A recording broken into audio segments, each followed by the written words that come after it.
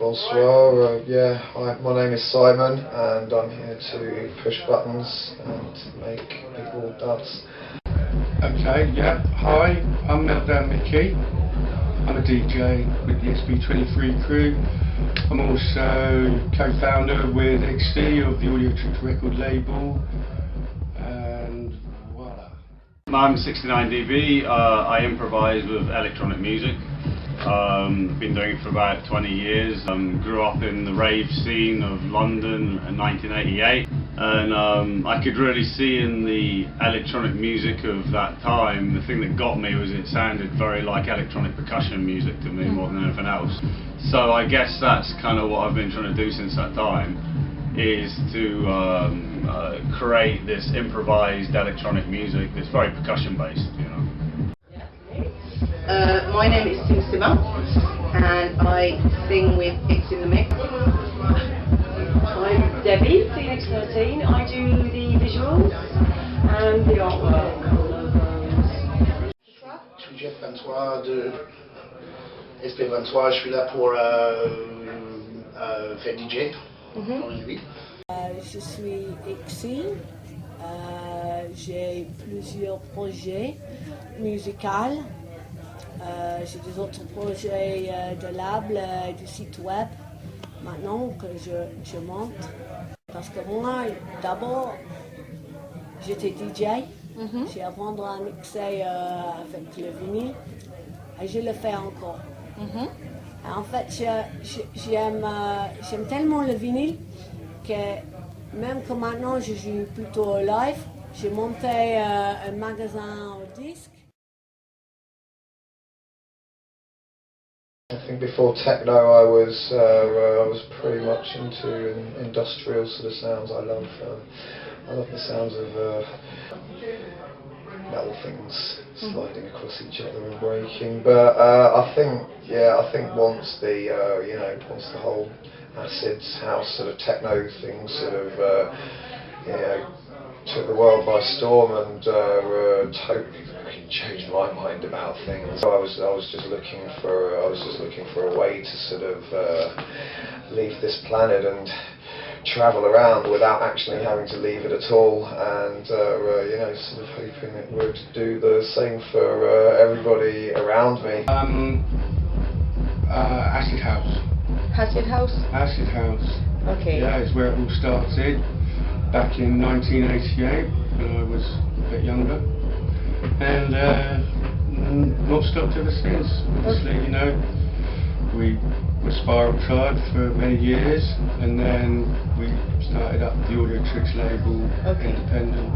One of the biggest influences for me has been this kind of feeling that the best surfer in the world, or the greatest surfer, can't do anything without the wave, you know. And I kind of think that you could say that the creative flow is kind of like surfing. I think there is truly this kind of thing that Jimi Hendrix talked about, which is the electric church. And that's, you know when you're there and you know when you're not there, there's nothing else to say. You can be in a party in the middle of the night and suddenly something clicks and everyone's feeling that rush of really kind of excitement. And you know, you get the kind of like this amazing feeling of positive energy going on between people, you know, and that's what I'd call the electric church, and it's only there when it's there. You know, you can't grab it, and there's no priest and there's no book. It's just when it happens, and that's what I think people go out on Saturday night to try and get. It's just about going out and feeling good, you know, and that's something that I think is common denominator in all these people that are my heroes. You know, they were all about bringing you to a feel-good zone, or a space where you could get spiritually connected, perhaps, you know, but definitely feel good, and to feel that life isn't all just doom and gloom. I think my life influences me in my lyrics. Before it was different, and now it's more kind of cheeky or more funny. I try and make it fun.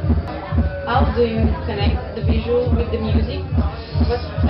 For me, if someone asks me to make a logo, I will think of something symbolic, like a number or a theme or something, and I will do research on that thing, and I will and find something. Like for example, the Audiotrix logo, the AT, is an A and T. Je rejoue la techno. J'ai parti en house et tout ça, et breakbeat pendant pas mal d'années. Et c'était, j'écoutais des DJ techno qui étaient vachement bien. J'en ai remis depuis. D'accord. À la techno bien futuriste. Et je pense que le public ici il va préférer quoi. L'influence plus importante, c'est de faire danser les gens, mais j'essaie de faire avec un sourire. C'est légère, tu vois, c'est happy.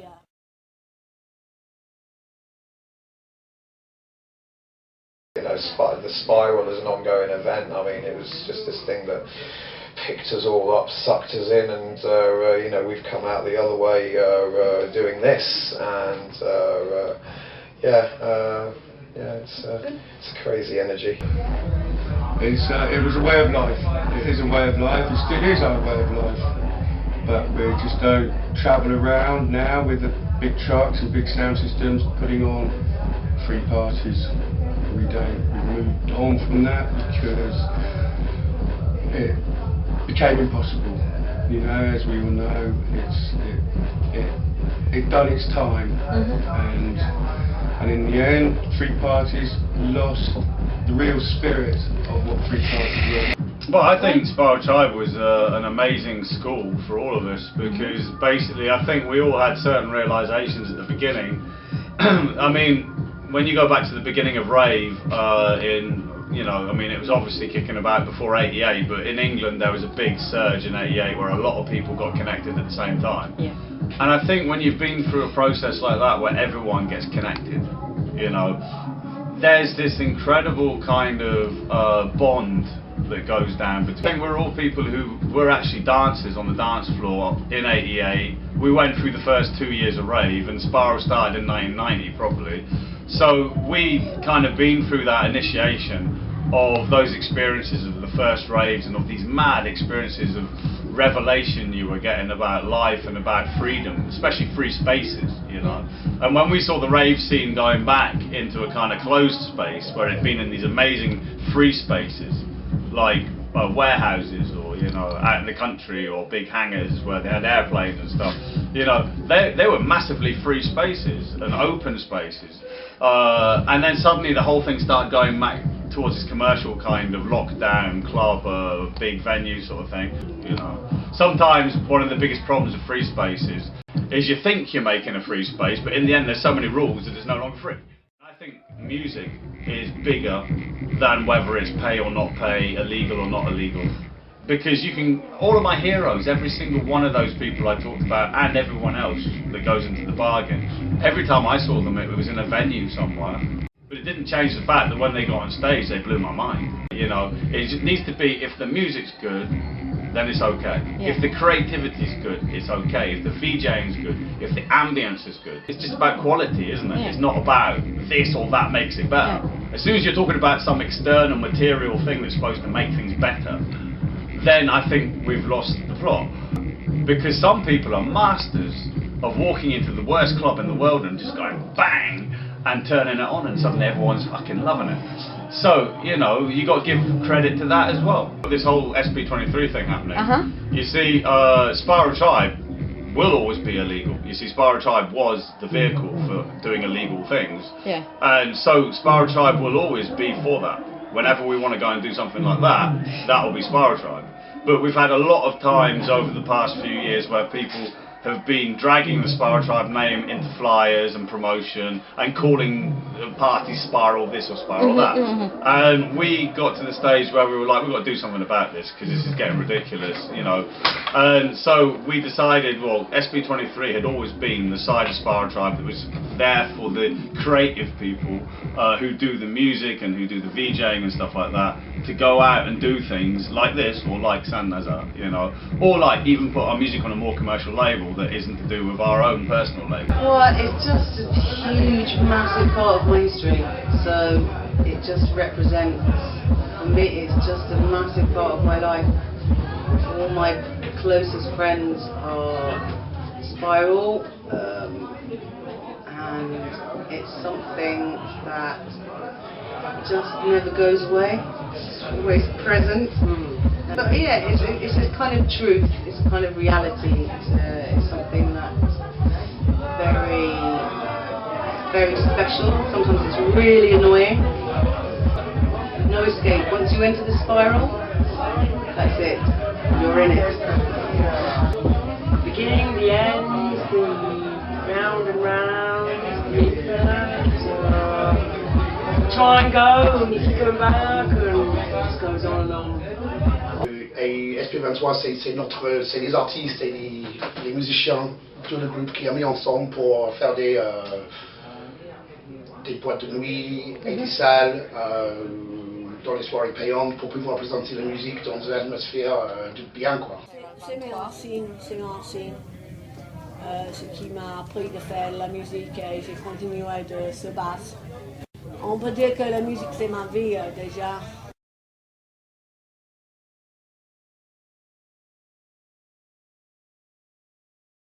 Yeah, it was pretty big, it was pretty loud.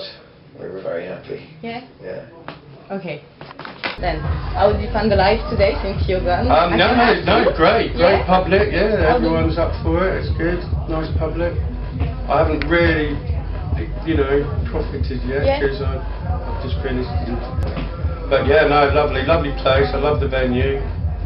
Good sound, good lights, good visuals, and good music, and a good crowd, so perfect party, really. We want to make sure that what we're doing within the realms of Saint-Lazare and here and places like that is now fully understood to be SP23 and not Spiral Drive. So what was really nice was to see that party last week with the promo on SP23 with the crew doing basically the whole show we do. And seeing so many people come down and love it, and it was just very nice to feel you're with your brothers and sisters. You're making what you've always enjoyed making since the first place. You've got the focus not on whether it's illegal or legal or anything. You've got the focus on the music and the visuals.